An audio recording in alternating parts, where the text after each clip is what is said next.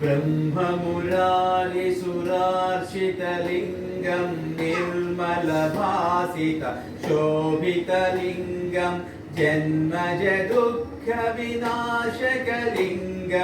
तत्प्रणमामि सदाशिवलिङ्गम् देवमुनिप्रवरार्चितलिङ्गं कामदहनकरुणाकरलिङ्गं रावणदर्पविनाशकलिङ्गं तत्प्रणमामि सदाशिवलिङ्गम्